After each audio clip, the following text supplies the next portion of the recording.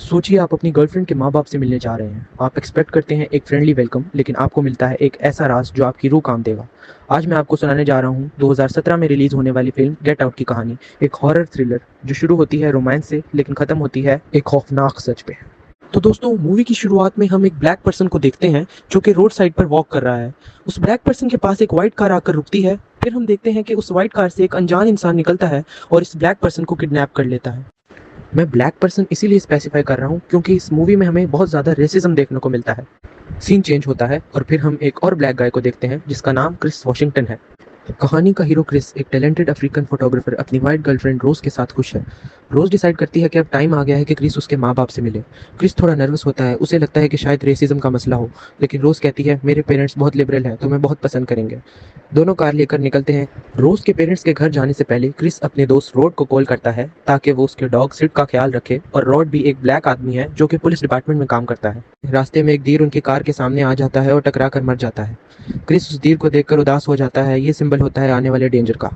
वो फौरन पुलिस को कॉल करते हैं। पुलिस आती है और क्रिस से लाइसेंस डिमांड करती है। रोज आर्ग्यू करके पुलिस वाले को रोकती है कि क्रिस का लाइसेंस चेक ना करें, क्योंकि रोज को शक है कि सिर्फ क्रिस का लाइसेंस वो इसलिए चेक कर रहे हैं क्योंकि वो एक ब्लैक है।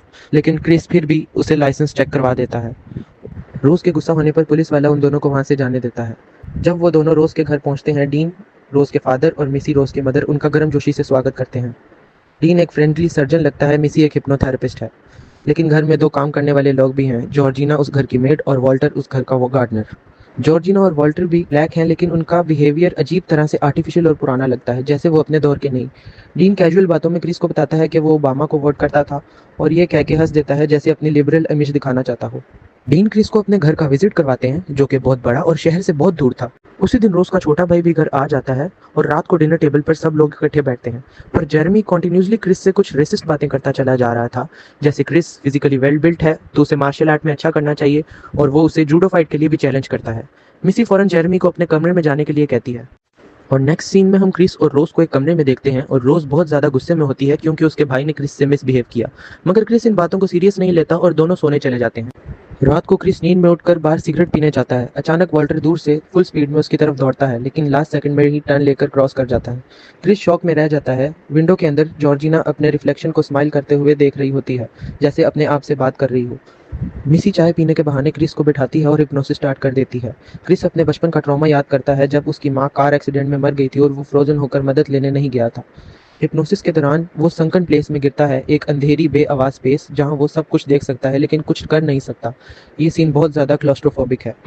So next day Chris garden में वॉल्टर से मिलता है, जो उससे लास्ट नाइट के लिए माफी मांगता है और कहता है कि वो भागते हुए एक्सरसाइज कर रहा था, और वो उसे ये भी बताता है कि लास्ट नाइट क्रिस मिसी के ऑफिस में बहुत देर तक था।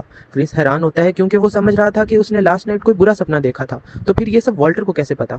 क्रिस फौरन हिप्नोटिज्म वाली बात रोज को बताता है और कहता है कि वो स्मोकिंग नहीं कर पा रहा। अगले दिन उस फैमिली के घर एक बड़ी पार्टी होती है। गेस्ट मोस्टली अमीर वाइट लोग होते हैं जो क्रिस के बॉडी मसल स्किन टोन पे अजीब कमेंट्स करते हैं। क्रिस वहाँ एक और ब्लैक आदमी लोगन से मिलता है। जी हाँ दोस्तों, लोगन वही शख्स है जो मूवी के फर्स्ट सीन में किडनैप हुआ था, पर अब अचानक वो बहुत ज्यादा एबनॉर्मल बिहेव कर रहा है। उसके साथ एक बहुत एजेड वाइट वाइफ भी होती है। क्रिस चुपके से लोगन की फोटो खींचता है, लेकिन कैमरा फ्लैश चलते ही लोगन का होश फिर आता है। वो आंखों से खून निकलते हुए चीखता है, get out of here. Guest इसे सीजर का नाम लेकर टाल देते हैं, लेकिन क्रिस समझ जाता है कि कुछ बात बहुत सीरियस हो रहा है। फिर क्रिस जिम हडसन नामी एक शख्स से मिलता है जो कि अंधे थे और एक फोटो गैलरी चलाते थे। क्रिस और जिम हडसन एक दूसरे को पहले से ही जानते थे क्योंकि क्रिस भी अपनी फोटोज मिस्टर हडसन की फोटो गैलरी में ऑक्शन के लिए डालता था। मिस्टर हडसन क्रिस को बताते हैं कि वो भी एक फोटोग्राफर बनना चाहते थे, लेकिन उनकी आईसाइट काफी वीक थी और कुछ ही दिन वो एज अ फोटोग्राफर काम कर सके और उसके बाद वो अंधे हो गए थे। क्रिस को मिस्टर हडसन के लिए बहुत बुरा महसूस हो रहा था। फिर क्रिस घर में दाखिल होता है जहां पर सारे व्हाइट लोग आपस में बातचीत कर रहे होते हैं। जैसे ही क्रिस सीढ़ियां चढ़कर ऊपर जाता है, सब लोग फौरन खामोश हो जाते हैं, जैसे वो सिर्फ क्रिस को दिखाने के लिए एक्टिंग कर रहे हैं। क्रिस जब ऊपर पहुंचता है तो वो देखता है कि उसका फोन चार्जिंग से डिस्कनेक्ट हो गया है। वो रोज से कहता है कि शायद ऐसा जॉर्जिना ने किया है क्योंकि वो क्रिस को नापसंद करती है। फिर क्रिस रोज के साथ वॉक पर जाता है और उसको अपने बचपन की एक सैड स्टोरी सुनाता है कि कैसे उसकी मदर की कार एक्सीडेंट में मौत हो गई थी और वो 911 पर कॉल करने के बजाय घर पर टीवी देख रहा था। शायद अगर वो पुलिस को कॉल करता तो उसकी माँ बच जाती, क्योंकि वो उस रात घर ही नहीं लौटी थी और एक्सीडेंट से काफी देर बाद मरी थी और रोड पर कोई मदद को नहीं था। इन सब बातों के दौरान हम डीन को सभी व्हाइट लोगों के साथ देखते हैं जहाँ क्रिस की एक फोटो लगी थी और ऐसा लग रहा था जैसे कोई ऑक्शन चल रहा हो और लोग क्रिस के लिए बोली लगा रहे हों। उस ऑक्शन को जिम हडसन ने विन किया, जो हडसन गैलरी के ओनर थे। उस रात क्रिस लोगन की पिक्चर अपने दोस्त रोड को भेजता है और रोड फौरन उसे पहचान लेता है और कहता है ये एंड्रयू लोगन किंग वही शख्स है जो कुछ दिन पहले किडनैप हुआ था और उसका असली नाम एंड्रे हेवर्ड था। क्रिस अपने दोस्त रोड को फोन पर सब बताता है। रोड क्रिस को फौरन वहां से निकलने का कहता है क्योंकि उसको शक है कि ये लोग ब्लैक लोगों को अपना स्लेव बना लेते हैं। क्रिस डिसाइड करता है कि वो अभी घर से निकल जाएगा। वो रोज को अपना सामान पैक करने को कहता है। जब रोज क्रिस की पैकिंग कर रही होती है तो क्रिस को कबर्ड में चंद तस्वीरें मिलती हैं जिनमें वो रोज को डिफरेंट ब्लैक लोगों के साथ देखता है और इन तस्वीरों में वॉल्टर और जॉर्जिना भी थे और अब वो इनके सर्वेंट्स थे। वो सीढ़ियां उतरता है तो नीचे रोज की फैमिली उसका रास्ता रोक के खड़ी होती है। वो फौरन रोज से कार कीज मांगता है। रोज पर्स में कीज सर्च करने लग जाती है। क्रिस चिल्ला कर कहता है रोज मुझे कीज दो। रोज पर्स से कीज निकालती है और फिर कोल्ड एक्सप्रेशन के साथ कहती है क्रिस तुम जानते हो मैं तुम्हें कीज नहीं दूंगी। ये मोमेंट क्रिस के लिए सबसे ज्यादा चिलिंग होता है। फौरन मिसी एक छोटे सिल्वर स्पून से कप टैप करती है। हिप्नोसिस ट्रिगर होता है। क्रिस दोबारा बेहोश हो जाता है। जब क्रिस की आंख खुलती है क्रिस एक चेयर पर बंधा होता है। टीवी स्क्रीन पे एक पुरानी वीडियो चल रही होती है जिसमें एक साइंटिस्ट क्वागला प्रोसीजर एक्सप्लेन कर रहा होता है। एक सर्जरी जिसमें व्हाइट इंसान का ब्रेन एक ब्लैक बॉडी में ट्रांसप्लांट किया जाता है।